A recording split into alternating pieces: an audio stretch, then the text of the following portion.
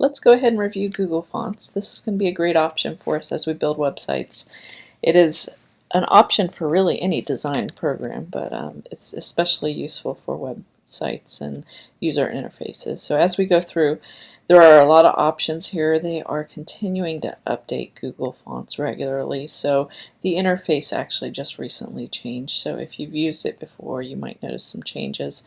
We're just going to go through some common things. So up at the top, we do have an option here for browse fonts, which kind of brings us to the default that we're already on.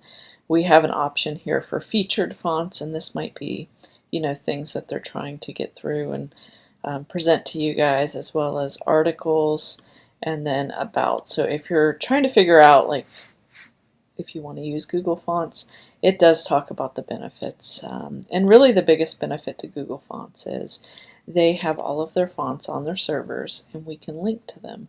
So although we can download them on our computer, the web users actually are able to link to them. And so they are going to give you an opportunity to use even more fonts than those standard web safe fonts. So we can go through and just understand how we're going to be able to search for different fonts and decide how we're going to use them. So first of all, let's say for instance you wanted to use Roboto. You do need to first select it. When you go through, there are some fonts that only give you one option, but in a case like Roboto, they have a lot of different options here. So let's say for instance you wanted to choose a couple different ones. You would just select the style, and then from there it gives you an option here. Right here is the option to download the entire family. But as we get into implementation into our website, we're going to be able to basically choose our fonts here. If you forgot one, you can choose, you can go back through and add more styles. And then if you do not want them anymore, we can just literally remove any of them at any time. So you do have a lot of great options here to be able to, choose your fonts. And then once we get over to embedding, we'll talk about how we're going to be able to code this as well. So let's talk about how this works just a little bit further. So up at the top here, if you know there's a font that you really want to use, let's say this one here, we can basically choose the same way we did with Roboto and choose whichever font. So if you do know your font name, you can literally go through and search for it. Another great thing is by default it allows you to see like a sentence, and these are kind of just default in there. You can choose alphabet, you can choose paragraph, and that may help you see how reliable this font is going to be based off of certain characters that you're aiming for. Now you also have the option here for custom text. So let's say for instance you want to be able to see a specific word or a phrase that you're trying to go for. You can actually type it in there as the custom if you need it. Obviously this is for your type size. We do have an option here for sorting. So trending are obviously some popular ones or newer ones. The most popular, newest is another option. Release that search result there. And then we've got like if you know a specific name, like it's alphabetical. Okay, you can also look at it not only in a grid view, but you can look at it in a list view. So whichever way is more conducive to what you're trying to achieve in viewing your fonts. So obviously if you decide you want a font and you want to be able to download it, that's one thing that you're going to install on your computer. But the benefits to Google Fonts is that they actually host all of these fonts on their servers. So the cool thing is we can actually go over here to where it says embed, and we have two different methods that we can implement that we'll just talk about, and then I'll show you an example of how they work in an actual web page. So the link method basically puts this link code, and we're able to copy it, and we're going to basically copy it over to an HTML page. And you'll see it's basically linking to right here our Google font URL, and it's actually calling the different fonts that we have selected. Okay. Now the way this works further is, and for it to actually work, is you actually have to use styles. So this is for one of the fonts and this is for the other. So the font styles are going to be based off of whichever one you call once this is implemented. So this link would go in your HTML, and this would actually go in the CSS. Now, if you have a website that has like 1,000 pages, you wouldn't want to have to put this in every single page. So there's also an import method. Now, for some reason, Google has decided to throw in these style tags, but if you're going to use this in your CSS file, those style tags aren't really needed. So that's actually HTML, and this is actually the CSS portion of it that we can put in our CSS file. And again, it's just calling the fonts that we chose, and then right here is the formal calling of the fonts that we'll show you in an example.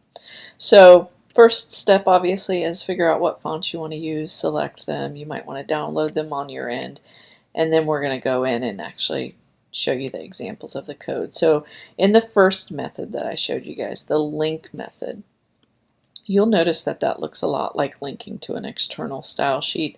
What it does is it links to that Google font, and it basically calls it and says it's a style sheet. Now again, this is a method that you can use, but it is not as efficient because we would have to put this in every single HTML page. Now the CSS would look like this. Okay, so this is the line of code. Let me go back to Google Fonts real quick. This is this line right here. So obviously I have a different font selected right there, but this is the font that's being called from Google. And the reason why it works is I actually have this calling Google Fonts, but I also have my style sheet linked right here. Okay, so those two things have to happen. Now, if I can show you a demo of what it looks like, this is, the first font, and this is the second font. So it does carry over very easily. It's pretty easy to implement, but the first time around, the most common things that students do not do is they don't have this link put in their page, and they think that all they need is this, or they don't have their CSS file linked. Okay, so those two things have to happen. Now on the second method, and the one that's more efficient, you have a link to your style sheet first of all. You have your HTML and CSS set up. So this is our HTML page. You will notice there's nothing here about the Google font showing up. Everything's going to happen in our CSS file. So this is a little bit more efficient. Now let me go back and look and show you the example. So this is import, and this is the part that we're going to carry over. Again, I mentioned we're not going to take the style tags. So when we go back to our text editor, you'll notice this is my import. And of course I was calling different fonts when I first set this up. And then this is the second part that they give you. So this actually calls the font family. Now in this example, I actually chose two different weights of fonts. And I can actually show you Hepta was the one I chose in that example.